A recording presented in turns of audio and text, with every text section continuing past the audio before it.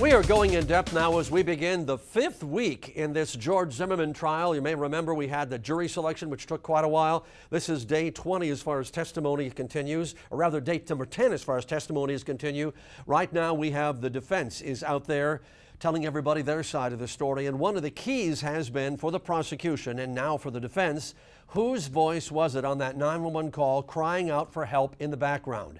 Natalie Tolomeo joins us right now. She's outside the courthouse. And boy, I mean, if you're just talking about numbers that are stacked for and against, of course you would expect that. The defense presenting 5 very, very strong witnesses today. You're exactly right, Al, and let's add 2 more of the defense witnesses that we heard from on Friday. George Zimmerman's mother, George Zimmerman's uncle. So a total of 7 witnesses have been called so far for the defense. All 7 of them have listened to that 911 call in question, and all 7 have identified the screams as coming from George Zimmerman. A really big comparison, more than 3 times as many witnesses as the state called to identify Trayvon Martin as being the person screaming on that tape. If you remember Friday, that's when we heard from Trayvon Martin's mother and his brother. The only 2 witnesses for the state who said yes, they did think that was Trayvon Martin. So 2 compared to 7 witnesses from the defense. Let's listen to everybody who took the stand today.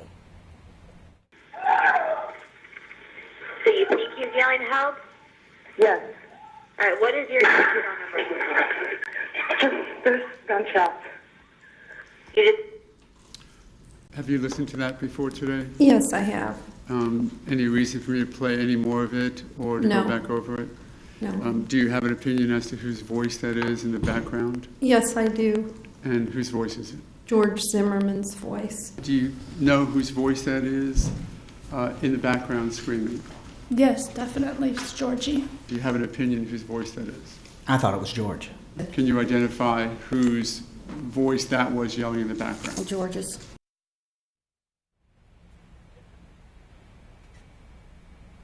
And something interesting to also let you know is as soon as the defense is done questioning these witnesses they are calling, we hear from prosecutors, and Bernie De La Rianda has been very quick to point out, have you ever heard George Zimmerman scream for his life like they say they hear him screaming like that on the tape?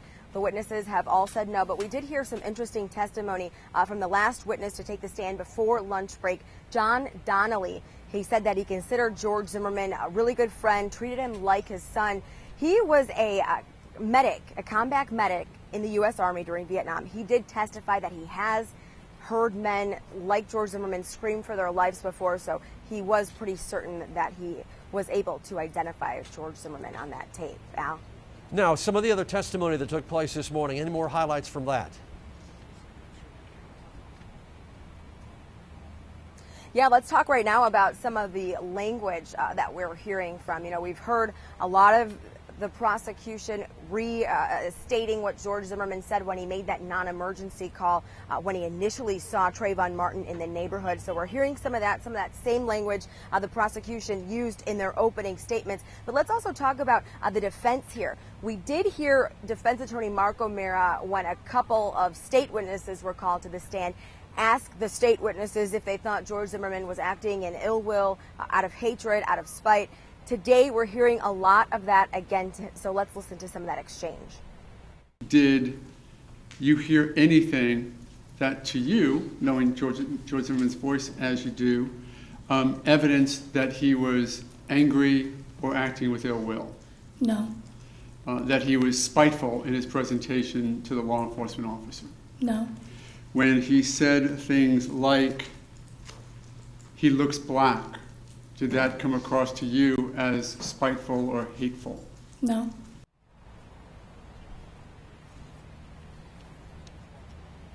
So the reason why the defense is using these terms to ask witnesses if they thought George Zimmerman was acting in a certain way is because it's all under Florida jury instructions with a second-degree murder charge like George Zimmerman is facing. Under the definition, the jury will need to say yes, that person acted imminently dangerous to another person and demonstrated a deprived mind. So basically, by using those words, ill will, hatred, and spite, the defense is trying to prove that George Zimmerman did have regard for human life, unlike the definition of second-degree murder would show. Al? And because I have too much time in my hands when I'm watching this, I counted, and that Brilli Di Randa and the prosecution used that tape. They played the tape themselves 8 times with that horrible language in it, and then he repeated it more than a dozen, and I actually stopped counting it a dozen. So obviously the prosecution wants people not to hear this testimony, but to remember those very strong words that they all admit that George Zimmerman made kind of under his breath when he was on the line with the 911 operator.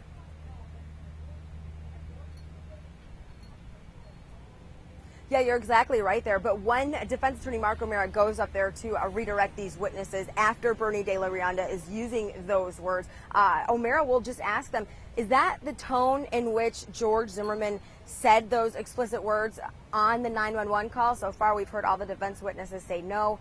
We even heard one witness say that she thought the prosecutor was heightening the terms, trying to hype it up in the courtroom. So some interesting reaction there from some of those witnesses on that language that you're talking about.